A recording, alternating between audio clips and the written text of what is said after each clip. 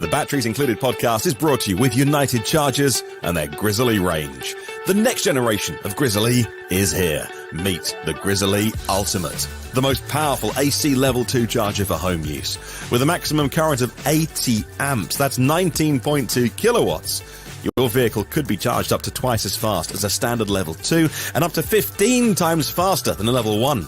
And of course, it's Wi-Fi connected, so you can take control of your home charging, view stats, set a charging schedule, take part in demand response programs, and control your charger remotely. And that joins the lineup alongside the original Grizzly Classic. The Grizzly Duo, designed to charge two vehicles at the same time. The Grizzly Mini, a portable charging station. And the Grizzly Smart, a revolutionary smart EV charger. Those chargers can adjust the current from 16 amps up to 40 amps, that's 9.6 kilowatts. Plus, the Grizzly Ranger IP67 rated, built in Canada, and with the highest quality materials. You can order yours right now. Go to unitedchargers.com, that's unitedchargers.com. Hello and welcome to the Batteries Included podcast. It's May the 24th, 2024, and this is episode number 38. Thank you very much for joining us. On today's show, we'll be talking about the debut of the Kia EV3, Kyle driving the Chevrolet Silverado EV, Volkswagen delays the ID7 launch in the US, and of course, much, much more. I'm Dominic Yoni. Joining us today is the resplendent Mr. Tom Malogny, Senior Editor at Inside EVs and host of the YouTube channel State of Charge.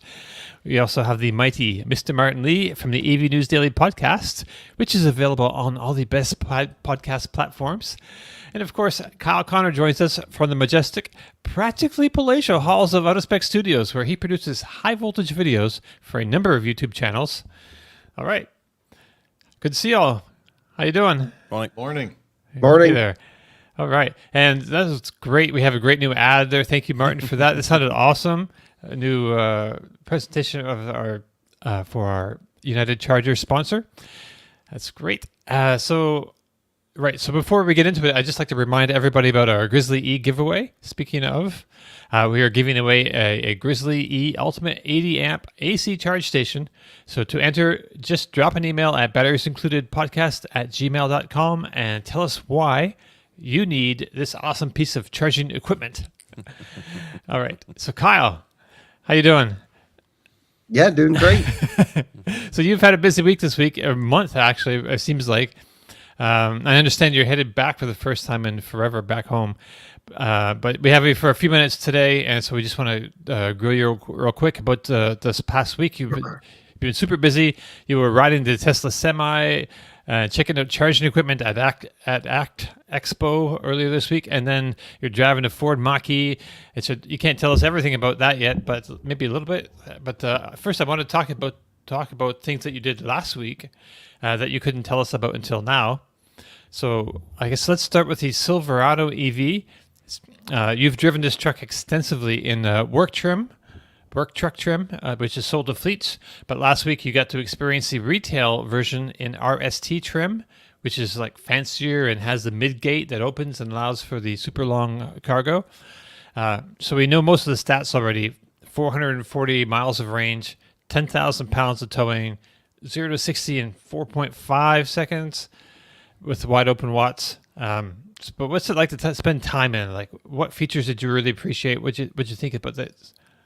Yeah, well, like you had mentioned, we know the work truck really well. You've driven it, Dominic. What's so funny is actually I had the work truck right after this program, the Silverado EV program. All right. We flew into Las Vegas. I rented, we were going to be there for the week, and Jordan and Francie were with me. So I was like, we just need a car to get around and do stuff. So I went to Hertz, and I always just, we didn't need a lot of range. So I was like, I don't really care what we get as long as it's electric, we'll be fine. So I just did their EV manager special. It was like $49 a day. And I'm like, let's see what we get. And they're like, here's a Silverado EV.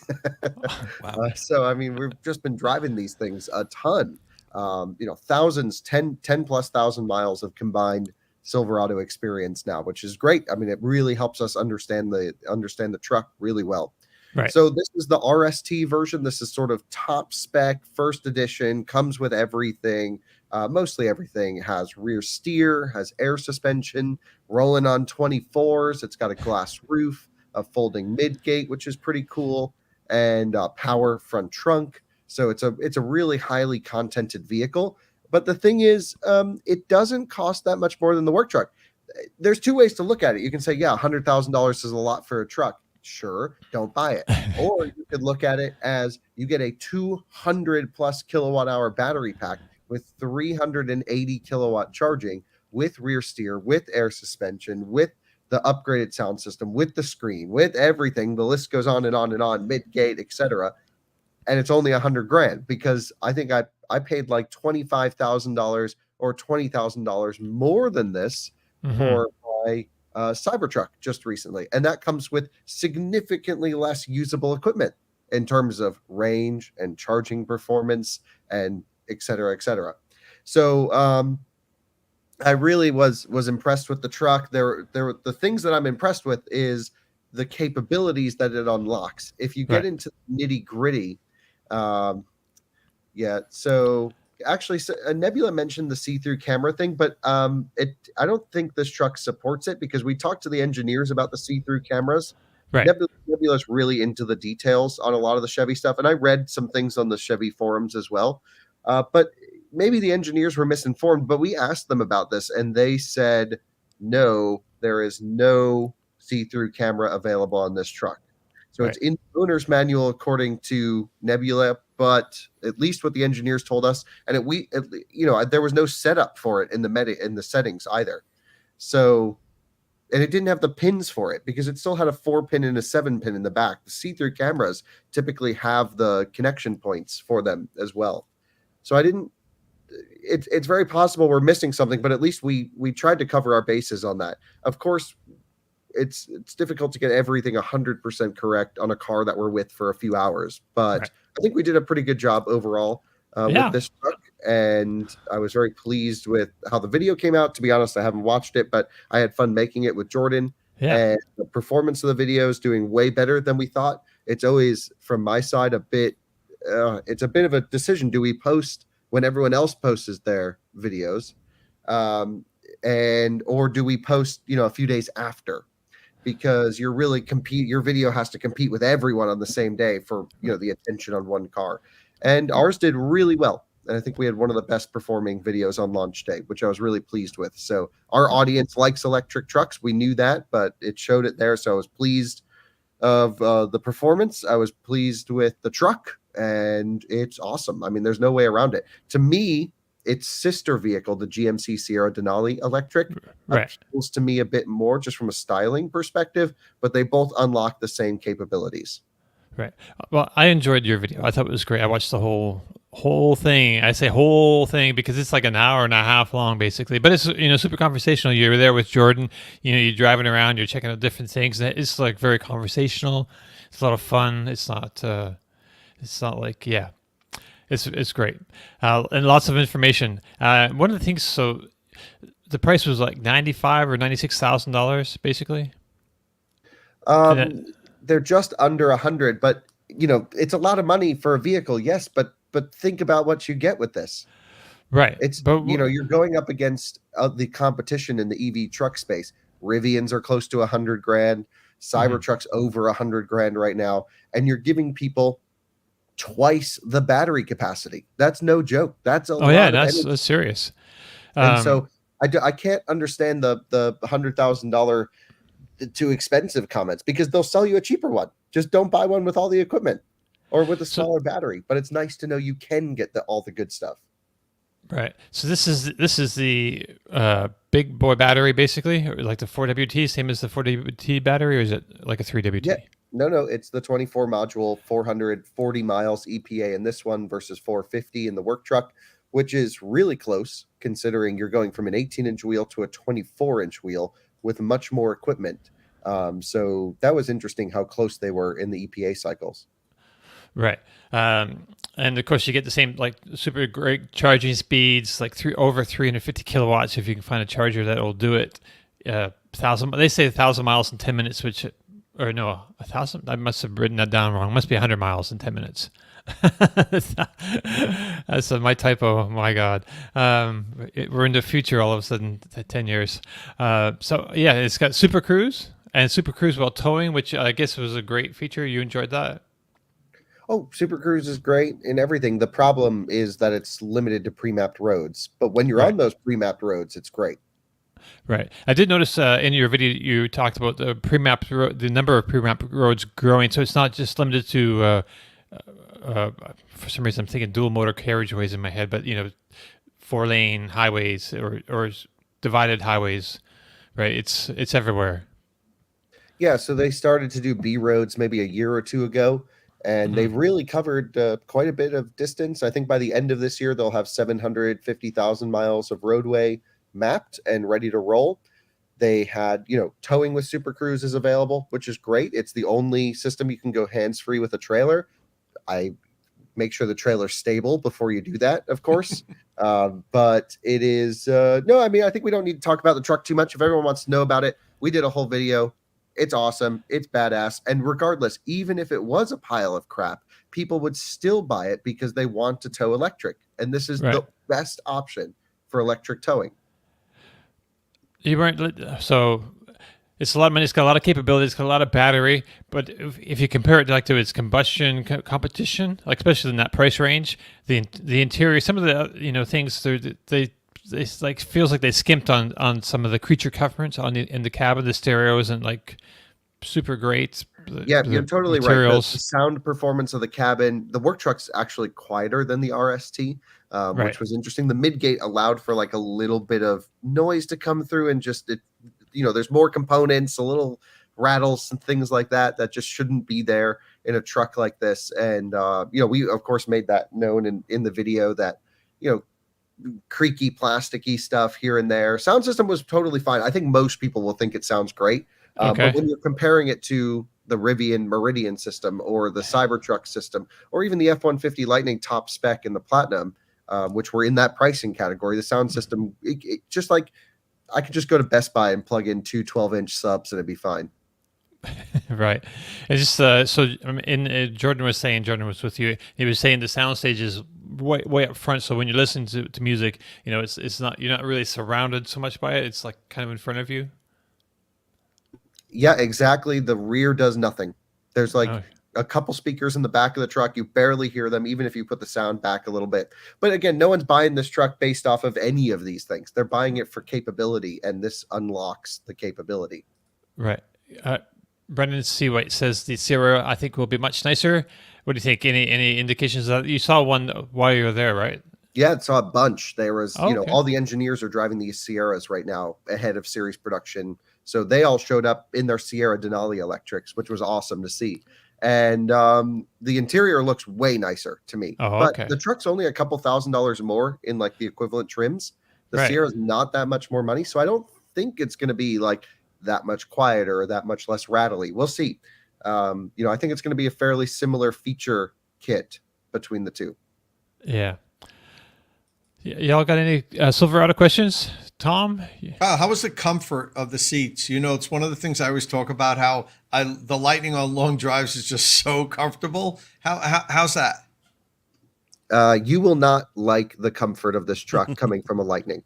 It's not so much to do with the seats. The seats are fine. And they're ventilated, excuse me.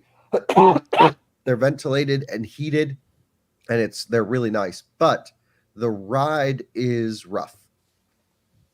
Okay. Yeah, we talk about how the Lightning is a bit squishy, and that makes it a little sloppy on turns, but I don't drive it like a sports car. The Silverado would probably run circles around it. It sounds like what you're saying, like on a track, handling wise. I know the Cybertruck would.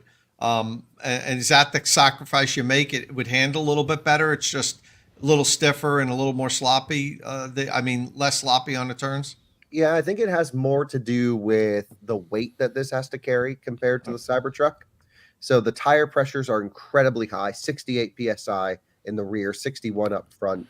So you're just working with a tire that can absorb these small imperfections in the road. And, these Michigan roads have these huge sort of expansion joints or this, sort of pavement filler that creates these positive forces into the suspension.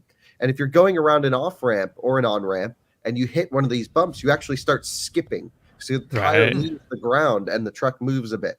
I talked to the engineers at length about this, and they were like, look, we ran the lowest possible pressure in this truck to meet our payload and towing requirements. And to me, that says they would never recommend this, but to me, that says I can take 10 PSI out of the tires and solve all of these problems when it's unloaded. So I don't know. I was pretty disappointed with, I understand why the ride is rough. You're going with a big wheel, but it doesn't drive nearly as smooth as Hummer EV or anything. You know, I kind of came in with this Ultium big truck, thought it was going to be pretty soft. This just isn't that. But it handles fine. I mean, it's heavy. It's hilarious to drive this quickly. You're just like 9,000 pound truck, just around off ramps. It's amazing. And it's really well sorted. I mean, considering the forces this truck has to go through, like, it's amazing. And on the big bumps, it is smooth. It's just the little stuff. You're always getting these vibrations into the cabin. And that is something you don't get with Lightning, and definitely don't get with Cybertruck or Rivian. Right. The rear steer helps with that too, I guess. The handling. Yeah, so the rear steer was tuned pretty tame, and the rear steer is running off an algorithm based off how you drive the vehicle. It is not a steering ratio input to rear steer output. It has to do with speed, simulated grip conditions, and it's a controller that's changing the rear steer. When you go into off-road mode, the rear steer aggressiveness ramps up very quickly. And I kind of wish they just kept that profile on all the modes. Okay. So does it feel odd if it's doing different things, or is it like reacting different? Is it odd that it's reacting differently at different speeds and different conditions? No, not to me. It was very predictable. I liked the tuning. Okay. You don't actually really even notice it that much. That it was pretty subdued. Right on. All right. I'm not sure if anything else we want to talk about with the Silverado. I think Kyle's have some, but it's still. I mean, I'm thinking like for 97 or whatever, for like that much money, like I don't know. I feel like a couple of grand and interior, you know, just making the interior like a nicer place to be seems like you can't miss with that, you know. But I'm interested as a Cybertruck owner. Obviously, we're so lucky to have a Cybertruck owner on the show. You put 10,000 miles or whatever on that vehicle. You know, what's it like jumping out of that and jumping into a truck, and you know, sort of the pros, the cons, the things that ran through your mind, inevitable comparisons you're going to make while you're driving the Silverado, because it must have, you know, crossed your mind about where these trucks fit in different bits of the market. Who's going to buy this truck? Who's buying a Cybertruck? You're perfectly suited to think about those things. Yeah, so as a Cybertruck owner, I mean, so we've already done all the big truck comparisons. We've done reviews of them back to back. We've had Silverado against Cybertruck, against Rivian. And to me, it just comes down to this truck enables max capability, no matter the condition, when you're doing a long distance or towing situation. That is like, that, to me, it is a hardcore smackdown of every other electric trucks, because it actually is a truck you can use. Now, maybe my dream truck for something like this would look a little bit closer to a Lightning with this battery pack and drivetrain. That would be really cool, because I love the Lightning and I love the features and I love the big front trunk and the cabin's better screwed together and the ride's nice. But I don't think people who buy this truck, it's going to be badass. It's going to be sick. They're going to love it. And, you know, there's some really nice things too. Like the GM software actually is really good. Right. Yes. I like that part of the video where you're showing off the software and things. Yeah. You can download apps. You can watch YouTube. I got Spotify on there. No I don't really like CarPlay personally. I know a lot of people do. So we put it in our reviews. To me, it always stops my filming. It's a pain. I only have 9 minutes left before I have to run. So we've talked enough about Silverado. The video's there. It's over an hour long. The truck is sick. Even if it was terrible, everyone would still buy it because you need it for long distance EV work. Right. So you also got to drive the Chevy Equinox EV that we have to wait until next week to hear about that, really. But one other... I can tell everyone about some things about it. Yeah. I mean, we got a couple other things that we need to talk about anyway. Mention let him talk a little bit about it, because I'm really interested. Tom, we started the video with, this is Tom Malogny's dream car. Because for the viewers who don't know, Tom is an Equinox enthusiast. Okay, he's owned the combustion ones. He loves the combustion ones.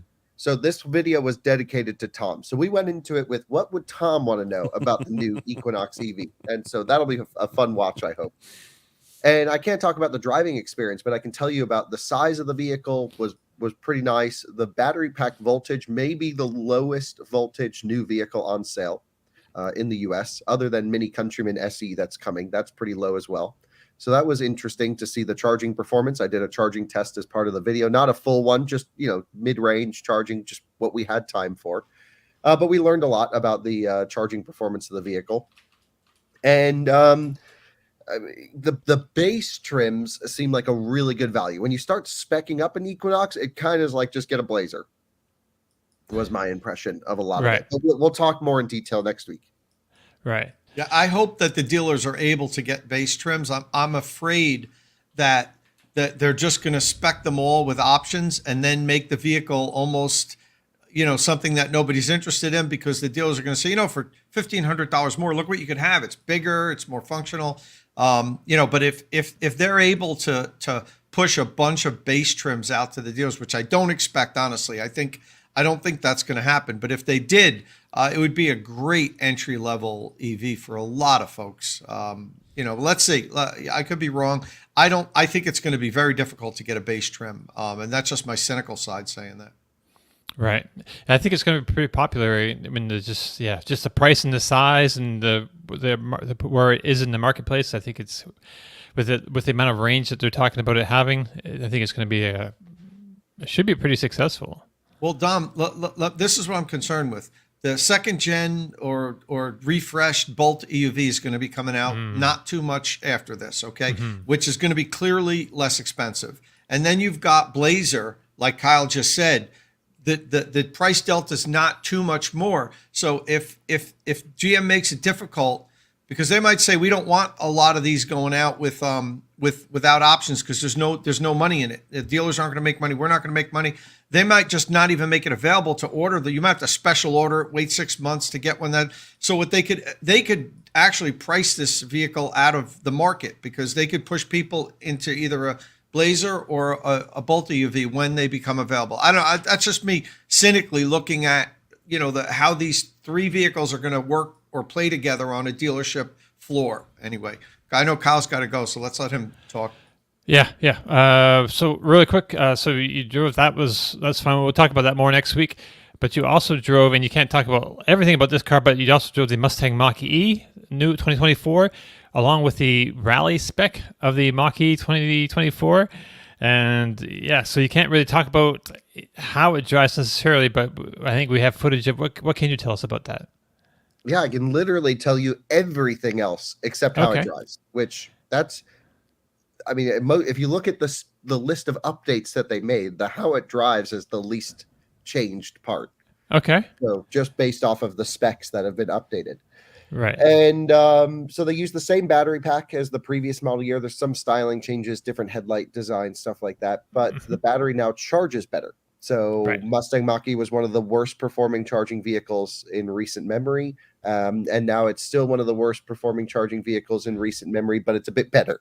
Right. And so it's now 36 minutes, 10 to 80, which they have achieved 2019 Audi e-tron specs. So we're getting close here, folks, to a usable charging vehicle. I will say we have a lot of Mustang Mach-E viewers of this podcast and our show. I don't hear them complaining about charging. I'm not sure if that's just because they've never experienced a great charging vehicle or they truly just have nowhere to be. But it is just, they seem okay with it. So that's fine. You got, and Polestar 2 is not the best benchmark, Max, in terms of charging performance. Yeah. So anyway, it's now acceptable charging, I would say. It's certainly welcomed the updates. I really like it. I thought they were going to go hardcore. They heard the complaints from everyone, like let's dial up the battery pack, but they did not. But it's certainly acceptable. And without making any physical changes to the battery pack, it's much better. The whole way that they manage their energy is completely changed now and very welcomed. They are no longer derating based off of theoretical limits that may be in the battery pack based on Coulomb counting and how much current is flowing in and out of the battery pack. They are now basing things off of thermals, which is how it should be done. And so they've opened up the window of operation of the car. It means no more 5-second power limit. That is extended. There's a new motor that enables a lot of these functions. There's now heat scavenging, so it can transfer some of the battery and motor heat together and into the cabin. So they have extra cooling possibilities and heating possibilities. The LFP battery, the base car, got a huge update in which that it now is stated to charge at the same peak rate as the big battery, and with a shorter 10 to 80% time, I think quoted of 32 minutes or 34 minutes. So if you don't need the range, it's almost like you're going to get pretty good and even better in some cases, maybe charging performance with the LFP battery pack. The LFP battery pack also comes with a higher capacity PTC heater. It's now 7 kilowatts, where the big NCM battery comes with 5. But that heater is shared between the cabin and the battery, and it's just not enough in wintertime. I had dinner with a Mustang Mach-E owner, and he's like, in the wintertime, my battery's frozen. I want to precondition to a charger, but my cabin's using all the heat, so the battery never gets the heat. And I'm like, this what? Or with this is not 2015 anymore. Like cars, this all needs to work. And so the Mustang Mach-E is, really welcomed updates overall. There's been some software improvements. There's a new app. A lot of those will transfer to the previous cars.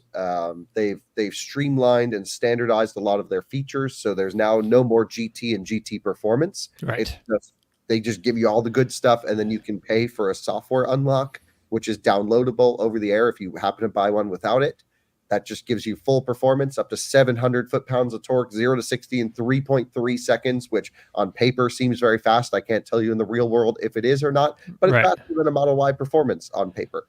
And so those are all pretty stout. And then they made a rally trim, which Ford has always been amazing about building enthusiast, enjoyable sports cars over the years, and even ones that enable more experience. Think F-150 Raptor all the way to Ford GT. These guys really know how to build some crazy stuff. And while I can't tell you if the Mach-E Rally is better or worse or crazier or not, you'll be able to watch some clips that we shot on Twitter and make your own conclusions as to how that must be to drive. Yeah, it looks awful. Yeah, it looks terrible. Yeah, I wouldn't be able to tell you how terrible it was, Martin. Man. And overall, it's we'll have a lot to talk about next week about the performance of this vehicle. The video will probably go up at the same day or the day after the embargo, which will be next Thursday for the rally, I believe. Okay. And all I can say is the Mach-E team, they did a quite a few things for the mid-cycle refresh. Whether or not it works and is enough, you'll have to wait for our reviews to find out. Right. And they got a good price. They have a 0% financing I saw coming up just recently. So they're for 2023. And these don't qualify for the tax credit. Yep. Oh, really? The Rally doesn't? Or none of them? None. Okay. Yeah. All right. Got to run. See you guys. All right. Thanks, care. Kyle. Take care. That was awesome. I just want to sit here and watch this car go around the track for a while. This is a Dirtfish Rally track. I understand the facility. That's cool. They're in Washington State, and this looks like. Oh man, it looks like such a blast. I really want to get a hold of one for myself and try it on some dirt roads back here. Yeah, it looks like a terrible way to earn a living for Kyle. Bless him. He's really taking one for the team there. And there's a second clip as well. I can yeah, sure, yeah. Screen. There we go. That's slightly different. Oh, it's a slow-mo. Oh, look at this. Sorry about your fence. Oh. Because he takes it out with his... where's it? There he goes. I like it. Jordan getting arty with the slow-mo. Very cool. Right. Yeah. Jordan doing good work there, hanging out with Kyle, making sure he gets all the right, all the great shots. All right. Cool. So he couldn't talk about it because he's not here anymore. But Kyle has some other videos from last week that are worth checking out if you haven't seen them yet. So he's got one. He was at ACT Expo, which is the Advanced Clean Transportation Exposition in Las Vegas. It's every year. So I think he's going to have an entire show walkthrough at some point. That's not up yet, but what is up is a video interview talking with StarCharge, which is a sponsor of Kyle's, but it's also one of the biggest charging equipment manufacturers in the world, and they're just like now penetrating or trying to penetrate the U.S. market. I believe they have their head offices in California, and they have a manufacturing facility up in Ohio, and so I'm not sure they have a full suite of charging kind of equipment that they're want to sell, I guess, to residential, commercial people. So, and if that's interesting for you, go check that out. More interesting, he's got a ride along with the Tesla Semi. So Tesla showed up at ACT Expo this year, which is pretty cool, with a Semi or two or more. So they were doing a ride along. So Kyle's got a video up with a whole like ride along and checking out the truck in person live. But there's also a presentation on the Out of Spec podcast. If you haven't seen that yet, so Dan Priestley, who is a senior manager at Tesla Semi, was at the ACT Expo, and he gave a whole presentation and then did a little question and answer session. And they recorded that whole thing. They were there and they recorded it and threw it up on the podcast channel. And there's a lot of great information if you're curious about what's going on with the Tesla Semi program, which is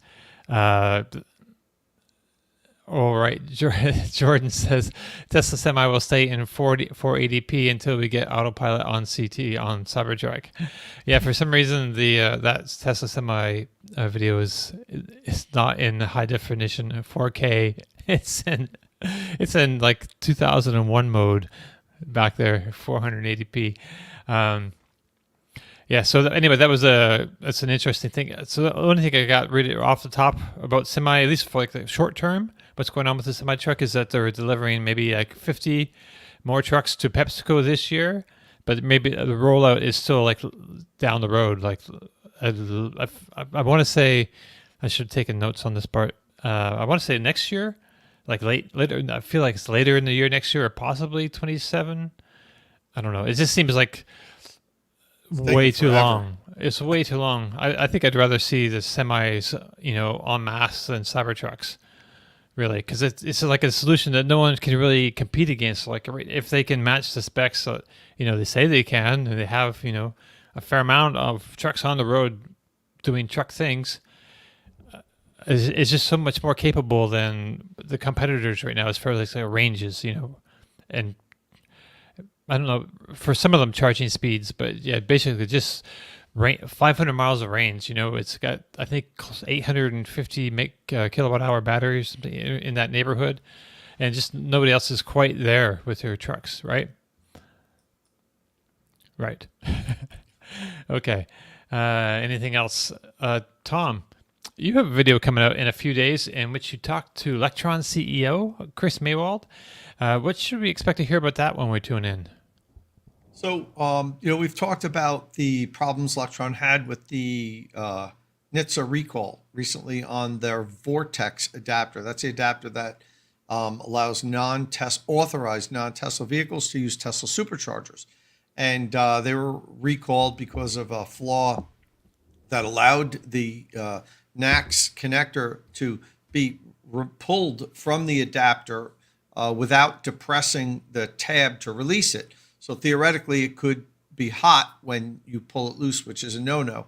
So they were recalled. We talked about it the last couple of weeks, and I reached out to Electron and said, look, I think it would be to your benefit if you let me talk to the CEO and, figure out, well, what would happen here? What went wrong? How did this happen? What are you doing to correct it? And what are you doing to make sure this doesn't happen again? So they agreed, and I actually interviewed him just a day ago. I'm putting together the video. It should be out hopefully tomorrow. And it's a 20-minute one-on-one where I ask him about 10 questions. And I think I pretty much get, everything out in the open as far as what happened, what to do if you have one of these, what the process is as far as getting it replaced and getting a new one, and how a time frame on when they think they're going to make all the new ones and be able to send them out to. It's close to 2,000, I think. I didn't get a specific number from him. He didn't have that exactly how many, because it wasn't all of the adapters that were made. They were end of line quality control testing certain ones. They were pulling them out of the line, which happens in quite often in manufacturing, they weren't testing all of them. And a certain batch went through that had the spring was a little on the weak side. The tolerance, there's a tab inside that locks it to the car, was just like, a half a millimeter too short. And it was just enough to let you, if you give it a good yank. See, the thing is, some of them you had to really pull hard to pull it apart. But some of them just came right apart, very easily. And we're talking, half a millimeter here of plastic. That's going to make the difference on holding it in and not holding it. I know some people speculated that it was assembled wrong, that the pin was put in upside down or something like that. That wasn't the case. The pins were just made outside of spec. So they actually re-engineered them, made the pins slightly longer. Because if it's too long, you can't get the NACS connector in. Right. So it's slightly longer, and they also put in a much stronger spring. So now it really pushes it up and holds it in place. So you have to really squeeze it now to bring that pin down. I have one here. They sent me one. I've been using it. It works fine. I do a little demonstration in this video of, that it's working and that you can't pull it apart. That should be up tomorrow. I think this is past Electron now, and now it's everyone's decision whether or not their faith in the company's restored. That's going to be a personal decision. I think Chris makes the argument that, look, people make mistakes, manufacturing mistakes happen, and we think we've righted the ship here, and we're looking to move forward. I hope everybody else does. So Right. Yeah. Hey, Tom, quick question. Looking forward to seeing the Electron video and the specific questions you had about them. Do you think this in any way harms the general perception of adapters, or is it too small to be noticed by the wider public? What's your opinion on what this recall has done for the whole adapter conversation? Yeah, so that's a really good question. And I gave this a lot of thought. I just don't think a lot of people know about this. Us EV nerds and the people that were, first in line ordering adapters. I don't want to wait till Ford sends me my free one. I'm going to spend $200 on, either the A to Z or the Electron, because I want it right now. We're talking, thousands of people, but in the whole market, it's tiny. So yeah, I don't think this will have any type of long-term effect on the company. I think, they might have lost some customers because some of the, like I said, us who scrutinize every little thing that's going on might say, I can't trust them. I don't believe this should have happened. Somebody could have gotten hurt. Nobody got hurt as far as I know. No cars were damaged. There was no problems with this other than the fact that it was made wrong and they corrected it. So, long answer, Martin. I don't think that this is going to have an effect because, outside of the people that watch this podcast and some of the people that are on the internet forums, the Lightning forums and the Rivian forums that have access, I don't really think many people know about this. Yeah, so Greg in the comments says, put that on the screen now, I know Ford owners that didn't know that the Supercharger access had begun. And, a lot of people don't live in the world that we live in of, weekly EV podcast and tuning in and discussing it and things like that. And also a lot of people don't care. If you charge your car or your truck at home, having access to Tesla Superchargers might not even be a big deal. It's a big deal for some people. It might not be for some. That's interesting because we did a midweek show on battery bargains. We were talking about used EV buying and new EV buying as well. Our midweek show that we do with helping out listeners find the right car for them, Tom. And one of the listeners was saying this week, do I wait to get a car that's got J3400 or NACS native on the side of the car? And I was saying, no, not at all. Don't worry, use adapters. And then after that I thought maybe so. Should that be my default position of, hey, adapters are fine? But I stick by that. I think they're fine.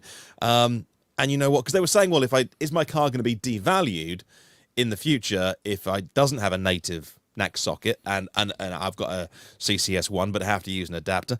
I don't think it will at all. I think that the whole adapter ecosystem is going to be there. The bigger thing that you talk about all the time on your videos, Tom, is get a good one, get a safe one. Don't try and be cheap and buy one from China on a third-party commerce website and save a few dollars here and there. So I think the whole adapter thing, it's probably going to be fine. Well, Martin, the funny thing is, and that's why I selected, there's other NACS to CCS1 adapters out there, but I chose to go to review A to Z and Electron because I have experience with both of these companies. I've used their products for years. They make good quality adapters. There's other companies out there that I didn't even want to waste my time with. So, here I review the Electron adapter. I tell people it seems rock solid. Everything's great on it.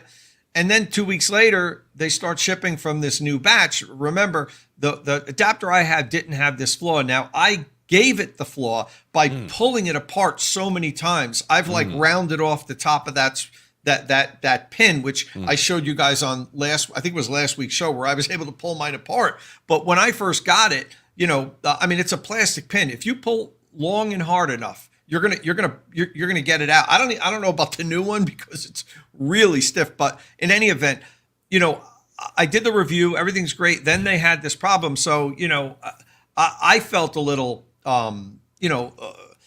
I felt bad that my followers went out and bought these adapters, and then they had this problem. So, I followed right up and made the video on that it's recalled and telling people don't use it until we figure out what's going on. And that's another reason why I'm really harping on this subject now and, put out the recall video. Now I'm doing the interview. I'm also going to produce a new review with the new adapter. I'm going to talk about the differences, so I do focus a lot on safety. And I kind of felt like, this one kind of blindsided me where, we had a problem after I reviewed one and it was fine. So, manufacturing problems can happen, in Electron. You'll see in the video, Chris makes it a point to make sure people understand that, this wasn't an engineering problem on their end. It was a contract manufacturing issue that they didn't make it to spec, right? Which happens. It does happen. Yep. So we get a few questions I wanted to address really quickly in the comments, if you're good with that. So CDemond09 says, I know this is a weird question. So obviously existing CCS cars can't use adapters for V2 superchargers, but all vehicles with the native NACS port be able to charge on V1 and V2 or just V3? I think it's just V3, right? Yeah. So what that is, that relies on Tesla turning on the capability of charging. It's not a connector. This is where the connectors, the standard, J3400, superchargers, it all gets very muddy for many people, but they're all wildly different things. And so the connector is not Tesla, and Tesla is supercharging, and supercharging is not, using the standard. So those stations have to be updated. In other words, if they're going to serve a CCS car or not even CCS cars, the cars with the native NACS inlets. Right. So really, V also asks, and Nathan Green echoes this question: where are we with supercharger access? Has it simply completely stalled? And Nathan asks, do we have any idea when GM and others will get supercharger access? I heard something like last night. I was seeing things about maybe Hyundai or Kia or something going pretty hard trying to get it this year. Anyone see anything like that? No. Well, Dom, I think most of the companies are working on getting their vehicles compatible as soon as possible. I don't think that this was, we'll do it, we'll wait a few years because they're at a competitive disadvantage. And I'm sure that there were a number of companies working with Tesla before, I don't even know what to call it, but the mass firing happened. And, I believe, and I don't have any proof of this, but I have talked to some people off the record. GM was getting close to having their vehicles be available, and this layoff has definitely delayed it. I don't know if it's going to delay it weeks or if it's going to delay it months, but this was, that nobody saw this coming, and entire teams of people that were at Tesla that were working with various OEMs were let go, and now it's hard to just pick up and get, you put somebody else in their place, provided somebody was put in their place. You don't just hit the ground running. You've got to, okay, what were you working on? What were the issues? Send us your data, and it's not that simple of a process. I talked to Ford and Rivian, and it took their teams months of working with Tesla to get everything to work seamlessly. So, Yeah, it's absolutely, to answer your question. Yes, it's what happened at Tesla has delayed. I think every company moving forward. Ford and Rivian hit the jackpot by busting their asses to get this work as soon as possible. I mean, nobody foresaw this coming. They made it a point because they wanted access as soon as possible. And I know that for a fact. I talked to, both the people on camera from Rivian, Wasim, and also Jim Farley. And Jim told me specifically, like, our team, we worked hard with Tesla for months because we wanted to be the first one to have access after we were the first one to announce, and they got it done, and now they're reaping the benefits. Although they don't have they don't have enough adapters. That's why people are buying these third-party adapters. Their customers are very happy that they have access. I know I am. I just happen to have vehicles from both of those brands, and on both my Rivian and my Lightning, I've used them on trips. Just to get to where I was going easy. It's just great now to be able to, I don't have to check, well, I have to check if it's a V3, but other than that, like, it's just great to not have to drive by those superchargers on the highways and see all the Teslas and be like, damn, I hope that Electrify America at the Walmart in 15 miles, it doesn't have like a 6-car queue, for the 2 working chargers when I pull up.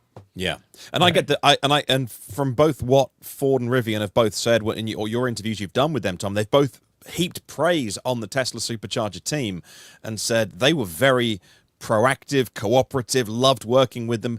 Rivian said the same thing, because obviously a lot of Rivian's work is all done in-house. One of their USPs is they have their own software stacks, and they are a much more of a company that will do it themselves rather than buy the service in from providers, as the automotive industry has traditionally done with software. And Rivian heaped praise on Tesla and said, it wasn't a case of Tesla holding on to their toys and reluctantly, just because Elon did a deal with Jim Farley or the CEOs. Like, the team genuinely were very, very cooperative and helpful to the Rivian team, and they worked together to get that done. And again, we've talked about it before. Like, I don't know enough about GM as a corporation to know, what does that division look like in GM?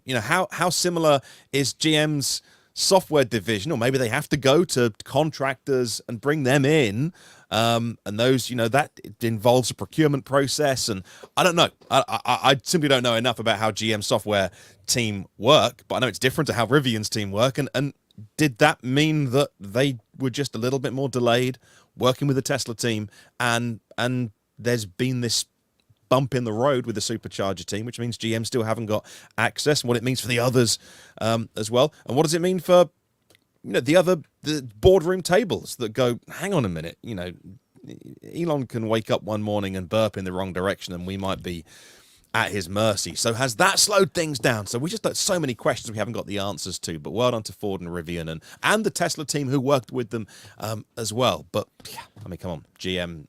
That's the thing about GM, Martin. I'm very disappointed that GM didn't make it a priority. And, if Ford and Rivian got it done, and Rivian committed to it after GM committed to it. So, Rivian leapfrog GM. And, if they were able to get it done on that time frame, why wasn't GM? I think it's just a matter of they just didn't prioritize it. It wasn't, we'll get it done. It's no big deal. But it's a big deal to their customers. And it's a big deal as far as, the image of the company, because I, as a GM EV owner, I have a Bolt EV. I'm considering an Equinox. There's a lot of things I'm considering. Down the line, I might trade in the Lightning for Silverado. I don't know. But I don't like the fact that it appears as though they're treating this as an afterthought. Like, it's not priority one. And, I don't like that. I don't get a good feeling from it. Now, what's my feeling worth? But, I would want to know that the company is dedicated to making the customer experience as good as it can. And there is no way you can argue against the fact that having your Supercharger access is improving your customer's experience. So I don't know, I don't know what the team size or the commitment GM needed to make, but I know if I'm running the company, if I'm Mary Barra, once that decision is made that, okay, we're going to do this, we're going to switch over, I'm saying assemble a team and get this thing working as soon as possible. And it just, they obviously didn't do that because they you know, they're still not there. And Ford, how many months has it been since Ford's had it? So it's really unfortunate to me. I just don't think that they're putting a lot of priority on their electrification. And a great question from Brennan, which highlights the difference between these things. Is any update on Iona? Not that I know of, by the way, apart from I'm sure that they are. So the update that I have on Iona is I'm getting tons of people that I know in the industry that are good charging people are posting, you know, I just want to announce I've just been hired by Iona. So just this week, 2 really, really top talent people that I know announced on LinkedIn that they're now working at Iona at high, you know, very high positions at Iona. These are people that, you know, have been doing this as long as anybody. You know, one of the guys is from BMW. That was the first time I ever DC fast charged a car was at BMW's workshop in Woodcliff Lake, New Jersey. And this is the gentleman that actually let me plug it in. It was like experimental. It was like 2012. There was no CCS DC fast chargers on the road anywhere. They were just kind of making it. And he's like, you want a DC fast charge? I'm like, hell yeah. So just all I did was plug the car in. But it was cool that you know. So you know, he's been working on this, you know, for more than a decade. And I'm seeing these hires recently is giving, you know, making me feel good about Iona. So hopefully that continues. And that will come with J3400. And it was interesting, actually, when I see it talked about, it's still called NACS, or NACS, but NACS really, which was the kind of placeholder name that Tesla had to give it. They couldn't call it the Tesla connector because it was going to become a standard. So they called it NACS. Now, that is actually a much better name than calling it J3400. But that was the name Tesla gave it.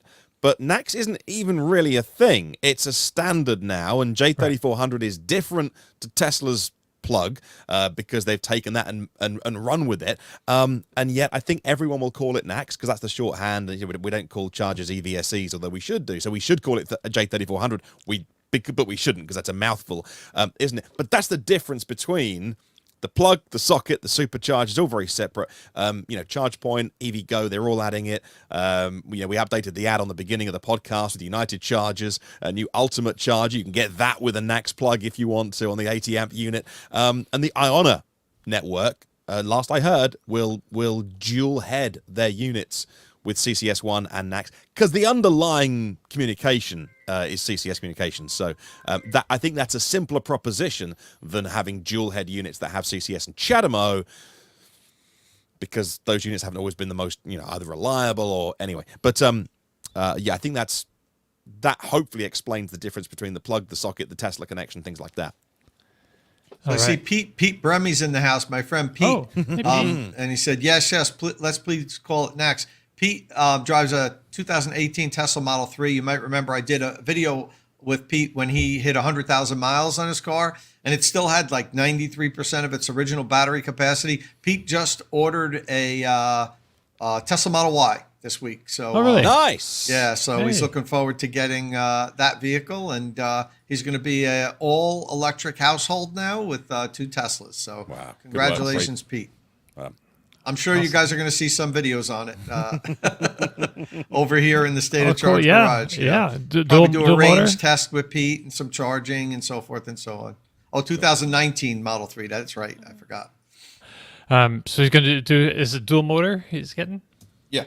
Not the performance. Okay. Yeah, no, cool not performance. He was going back and forth between the Model Y and a performance Model 3. That's the move. There was advantages to both. You know what I mean? I was kind of hoping he got the performance Model 3, but the Y is a better fit for him for what he's doing because he has a Model 3 already. So you know, he doesn't need 2 of them, and the Y gives him a little bit more flexibility. So. Well, I guess he can always upgrade his Model 3 to the performance Model 3 at some point in the future. Maybe his birthday next year. Okay, and so that other thing about that I was mentioning about 5 minutes ago about Hyundai leaning into the J3400 thing, I think that was more about them actually having native NACS or native J34 charging ports on their vehicles, which I believe they're trying to get that happening like soon by the end of the year. I thought I saw last night. Yeah, but there was a comment in here earlier about it. Maybe the U.S. president of Hyundai Motor Group said something. I'm not really sure, but just to keep on the Kia bandwagon or topic for a moment, or for a while actually.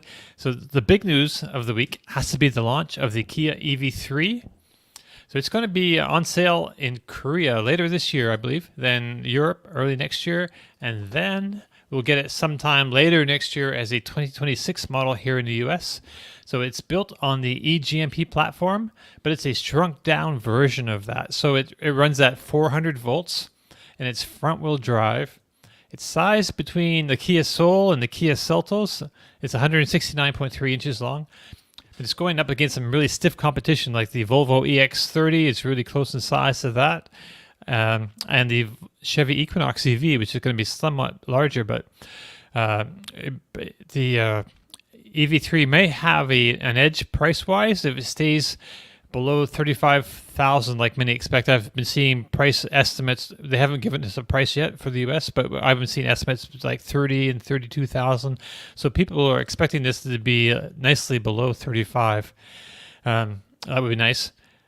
That would be for the small battery version, because there are two choices of batteries: 58.3 kilowatt hours or 81.4 kilowatt hours. Both versions of the car use a 150 kilowatt or 200 horsepower, 201 horsepower motor. That's going to give it a 7.5 second 0 to 62 miles an hour sprint time. That's 100 kilometers an hour, 62 miles, 100 kilometers an hour is the same as 62 miles an hour. Top speed is going to be limited to 105 miles an hour. So no high-speed Autobahn runs in this thing. But 105 is plenty for, America for sure. The EV3 long range has an estimated range of up to 600 kilometers WLTP. That's 373 miles. So I think our EPA range is probably going to be closer to like 340, I'm guessing. We haven't any estimates or numbers for the smaller battery version of it yet, but I'm thinking it's going to be around in the neighborhood of 250 miles. That's just my personal guess. So they say it uses fourth generation battery technology. It's limited to 128 kilowatts of charging power, which is enough, they say, to give it a 10 to 80% charging time of 31 minutes. They don't say if that's for both batteries or not, so that's a question. Greg Kramers says his wife said it was cute, and it is. So I remember saying on this very show some months ago that a lot of people who are planning on buying the Volvo EX30, because it's, the EX30 got a lot of buzz and it got a lot of attention, but a lot of people who are planning on buying that car might switch to the EV3. And I saw a bunch of posts on social media yesterday from people saying their plans had probably changed. So, Tom, you own a Chevy Bolt EV, which is kind of close to this in size and power, or maybe it's closer to the EUV, really. But how does this EV3 hit for you? Like, would you consider trading in for it? Well, it would definitely be an upgrade to my Bolt. I love how it looks. I think it's really cool. I like how it looks more than the EX30, which I told you guys I have a deposit on, which I'm considering getting. So, I would trade it in I would trade the Bolt in for this. It costs a lot more than my Bolt does, so it should be more of a car. I mean, don't forget, sure, my Bolt EV was the MSRP was like 27 and change, and with my incentives, federal and state and everything, I paid $17,000 for my car. So I could have two Bolts for what this would cost. So that's amazing. That's such an amazing deal. So it should be a nicer vehicle.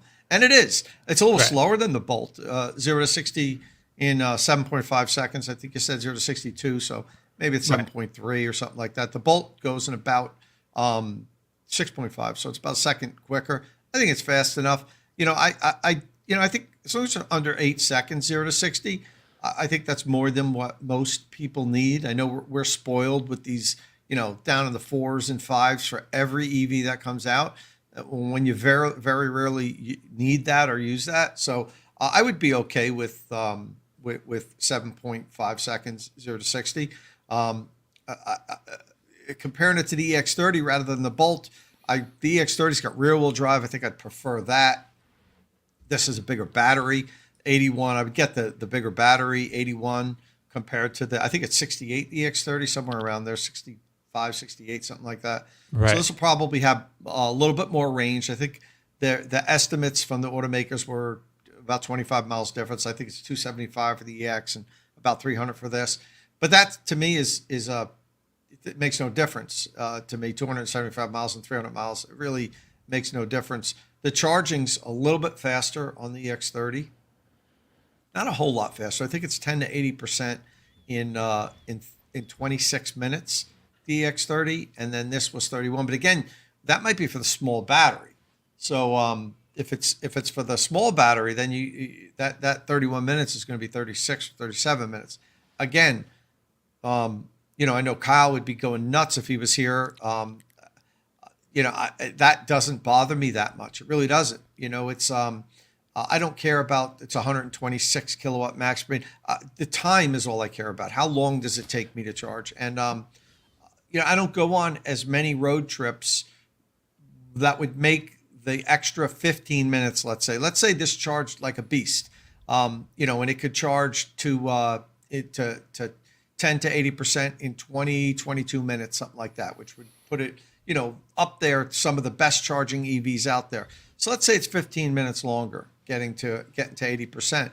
The 3 or 4 times a year where I'd really need that, I don't mind spending an extra 15 minutes. If you do a lot of frequent road trips, if you work for a living where you're on the road and you're DC fast charging once, twice a week, if you can't charge at home like I can, you live in an apartment complex, so once a week you're going over to Electrify America and sitting there till it's 90% charged, okay, then it makes a difference. But just throwing a blanket over every EV that doesn't charge like the new Taycan and saying, oh, this, I could never, this is horrible. I don't think that's fair either, because a lot of people, and I'm sure a lot of people in the comment section would say, yeah, Anthony just said, you're starting to sound like a Mach-E owner.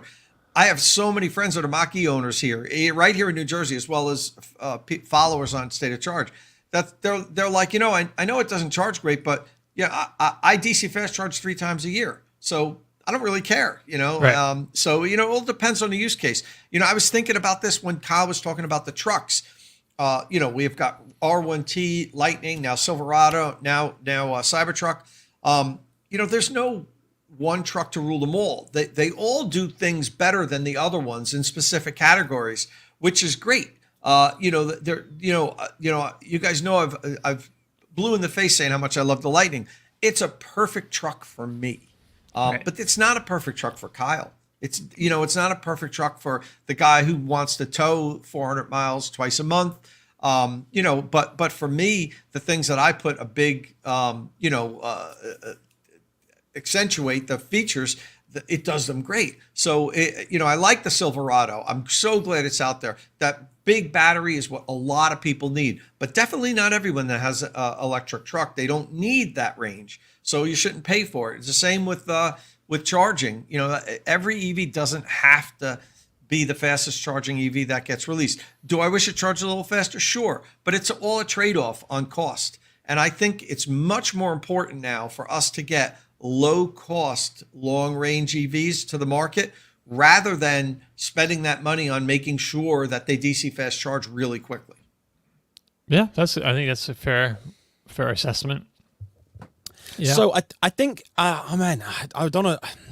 It's hard, isn't it? Because you don't want to sound like a hypocrite, because the amount of times when I owned the Kona for a year, so I had the second generation, if you want to call it that, Kona, for 12 months. So refresh, smooth front, but not the latest one that was physically bigger.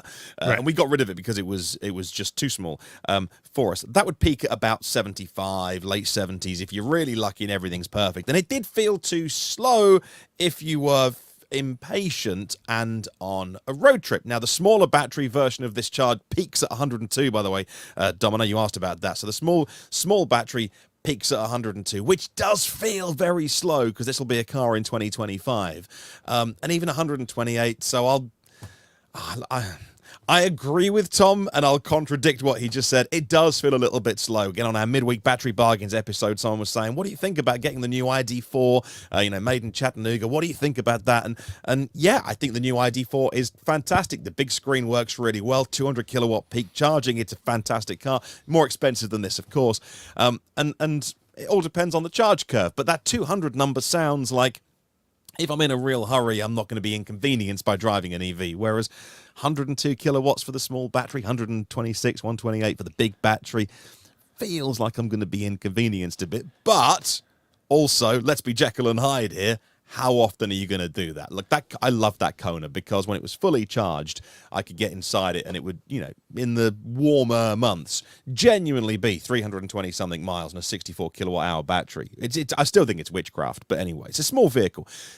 EX30 from Volvo is a small vehicle. I saw that for the first time a couple of weeks ago. And it's a little dinky-do, by the way. If that's all the car you need, that's the car that you should get. Well, this is about the same size, though, right? Maybe like an inch longer? I think this is bigger. I think inches? EV3 is bigger. There will be an EV2, of course, which will be up against the smaller VWs and stuff that we get here in Europe. Not confirmed for a North American launch, by the way, this EV3. So I saw somebody in the comments going, oh, this is vaporware, you're wasting our time.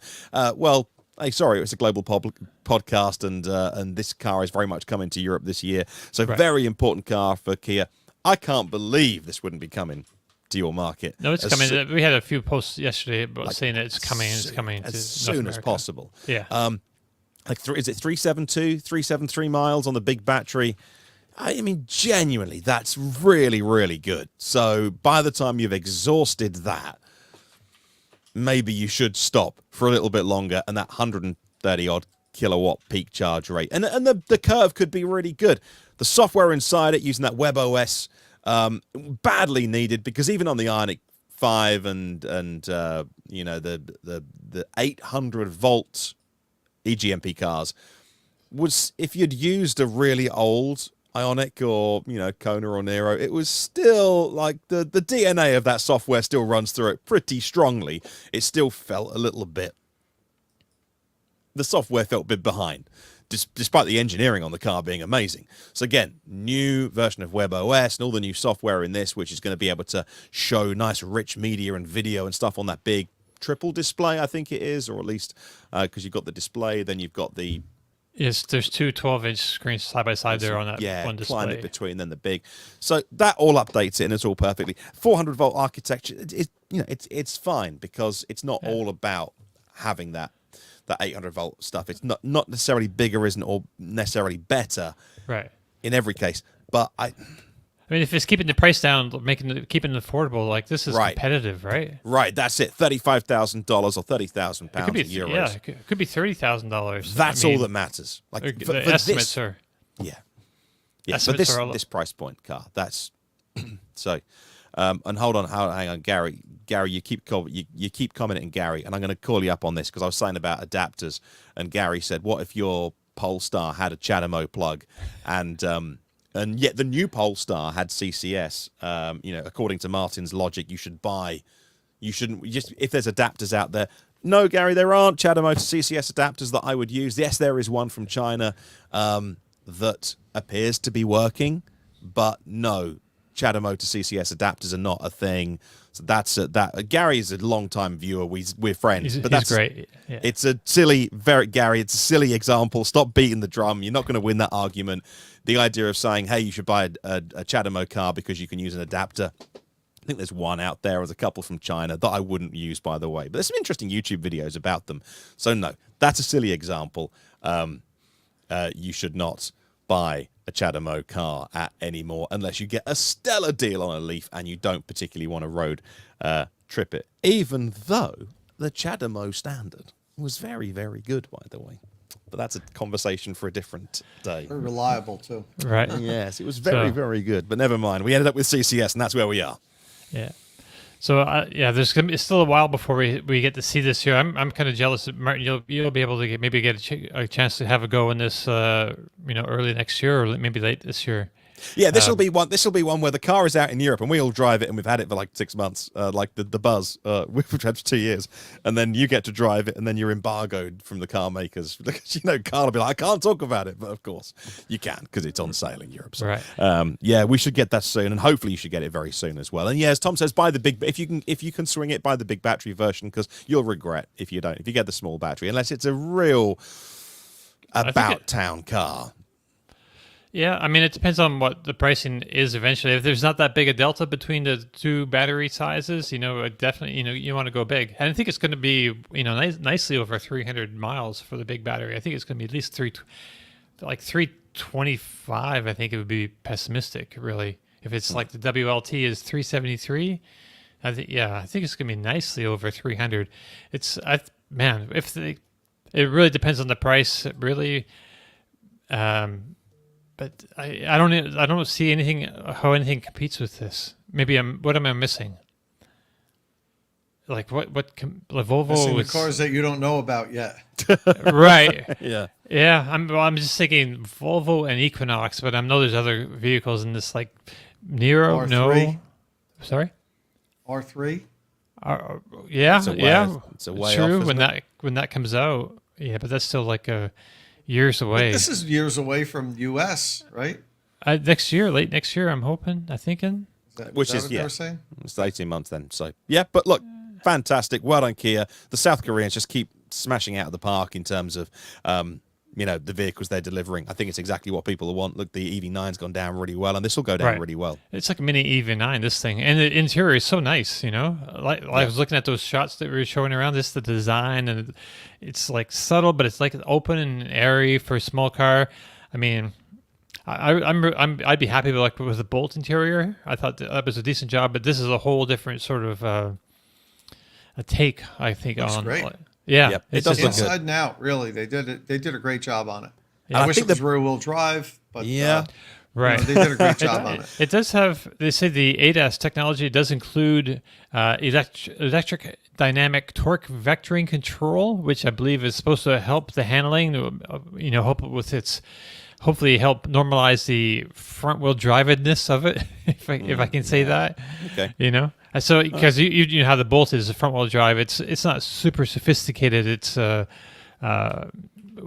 control. You can spin out a wheel on that thing, right? No, but they're the same as the Nero and the Kona. Right. So Yeah, it's just like those. Right. Those front-wheel drive cars that if you gave it loads and there was any lock on the front wheels, you'd absolutely start spinning the inside wheels. So. I no doubt that the software is going to be properly sorted on this, and it's just that charge rate. It's you're buying a car in 25, you might still own it if you own your cars in sort of 28, 29, 2030, and don't know. I'm trying to look into the crystal ball and think, is that going to be just a little bit too slow? Depends on price, doesn't it? I mean, as you said, if this is a car that comes in at a really good price and it's a genuine $35,000 car. Then I'm happy to make those compromises. Right. If the 81 kilowatt hour battery for $35,000, if that's what happens, that's pretty amazing. And that'll really put it up against the Equinox. Like it'd be hard to choose Equinox over this, even though the Equinox will give you like more size. There'll be similar ranges. But the Kia is just, I don't know. I mean, we'll hear more about the Equinox and maybe make a good argument for that next week. And, I don't know. Tom, you're an Equinox guy, as we've discussed earlier. That's funny Kyle mentioned that. Well, I was, you guys have heard me talk about that we had one for like 8 years, and it was really a great car. And I'd been looking forward to the electric Equinox. I just, with all the problems GM has had with the Ultium, getting it to market, it's given me pause. So now I'm saying, well, because I really thought about doing Equinox, and now I'm like, well, it's still on my radar, but I'm not like all in on it. Like I feel like I was with the EX30. Now this vehicle, I don't know. I have to decide. I'm in no rush to get anything. I might let them all launch. And then see which one I want most, and then that's when I'd swap the Bolt out for like a smaller runaround vehicle. And maybe see what they have coming for the Bolt. Maybe they've really kind of reimagined that thing a little bit, as far as like the interior experience and I'm not hearing that. Okay. I don't think it's going to be a completely like redone vehicle. I think they're trying to keep the cost down. Okay. And going to do it's going to almost be like a mid-cycle refresh and then slapping the Ultium powertrain on it. But we'll see. Interesting. Because I would like them just like the whole Ultium approach, which is like to build the vehicle around the battery package. It's it's not quite like a unibody sort of body, car building like we did with ICE cars and before that body on frame. It's like this weird in between kind of way of doing things. Yeah. But yeah, anything else about the Kia? I think we've beat the EV3 to death basically. So made in Georgia, is that right? In Georgia, America? Yeah. I'm not sure. I haven't seen that. I mean, unless they're going to carry on giving you $7,500 out of their own pocket. This has to be made in the US, right? I think they should make it in the US. I don't think they've announced that though. Oh, okay. Yeah. I don't. Yeah, we haven't. I don't have any information like under embargo or anything. But I think they should make it in the U.S. obviously because you can get the $7,500 tax credit and just it's great having domestically built and source cars because it'll have to have battery minerals from here as well. So it'll be great to have cars manufactured here with U.S. supply chain. Yep. Right. So. Andre says Kia has facilities in Mexico, and it has them here in Georgia or South Carolina. Both, actually. Yeah. So what else we want to talk about this week? I think we should talk about we just learned that the North American ID7 launch has been delayed. That's the Volkswagen ID7, which, Tom, you've driven in Germany, and I think you had great things to say about it. This is a weird bit of news, Well, it doesn't surprise me that much. As much as I like the vehicle, and I really did, I was surprised. Most people that I know that were on the press drive that had an opportunity to drive it were also pleasantly surprised that it was such a good vehicle. It's premium feel, quiet, great cruiser, long road trip vehicle. I think it would be great for that. But, if you watch my video and my article on NCVs, I kind of ended it with saying but I don't know if this is a vehicle a lot of people in the U.S. are ever going to experience because we just, that segment is dying. I know it's making a little bit of a comeback, the kind of mid-size sedan segment, but it's just not the type of vehicle that people buy here. And Volkswagen kind of came out and said that, SUVs seem to be what US wants. So I don't know. We may not get it. It might not make its way here. And as much as I like it, it might not be the wrong decision for Volkswagen.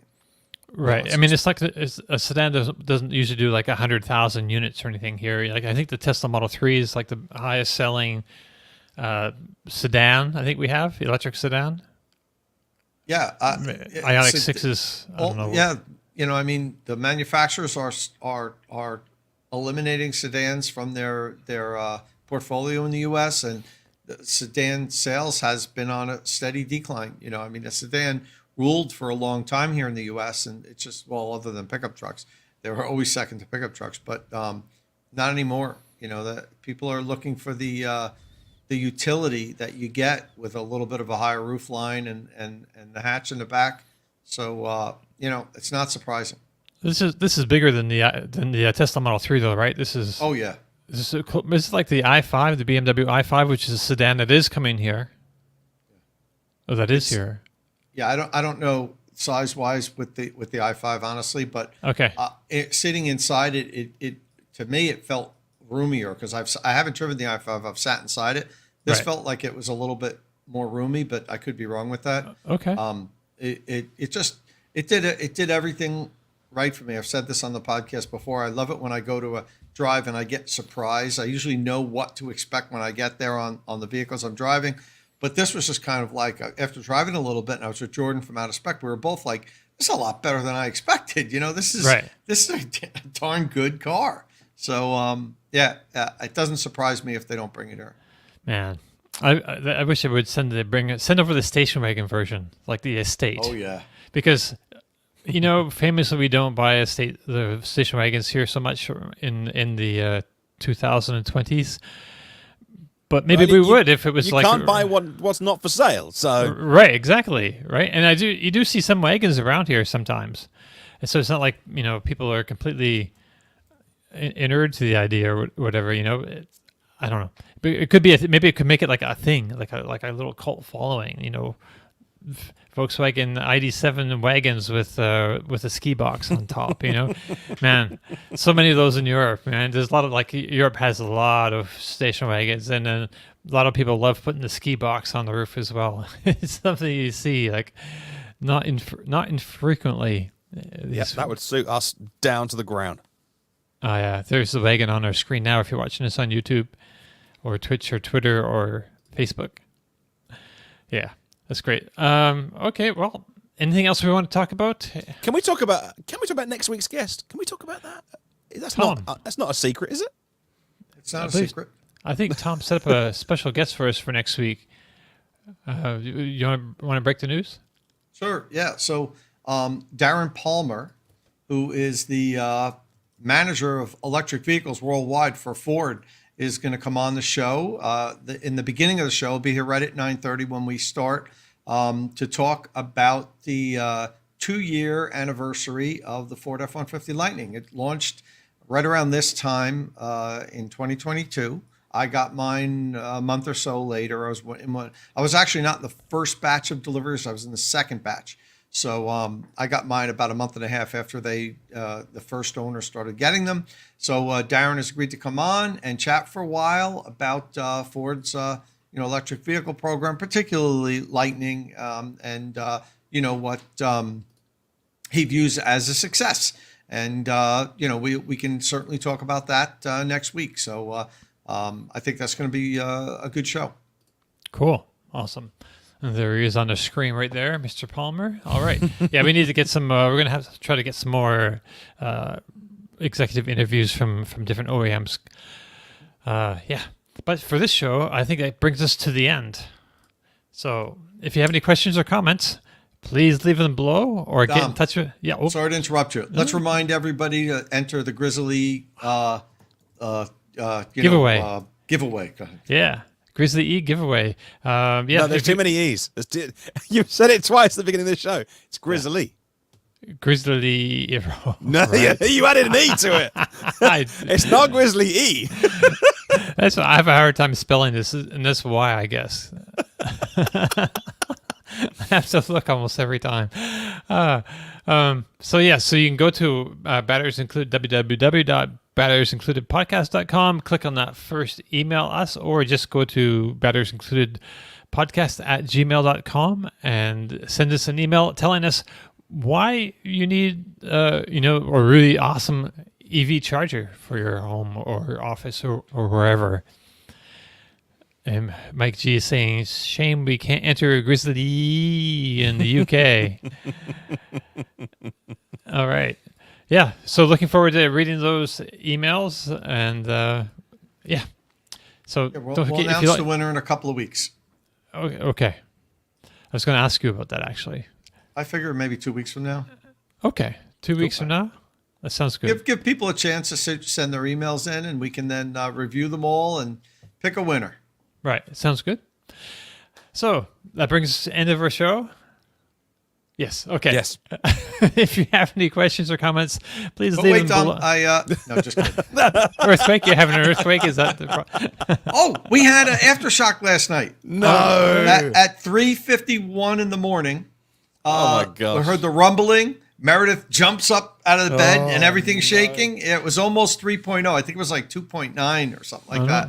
So yeah, we had one this morning. Yeah, it was a good one. This is your new normal, Tom. You're now living in an earthquake zone. We've had, I think, 200 aftershocks. Wow. Which is normal. You get after a good sized earthquake, but only maybe a couple dozen of them could we feel. Some of them are small, and I didn't feel it here. But we had one last night. Yeah. Awesome. And John Check's comment about my shirt. I don't know if you guys noticed my shirt. It's one of my favorite old time shirts. Remember, kids, electricity will kill you, and that's ready kilowatt. So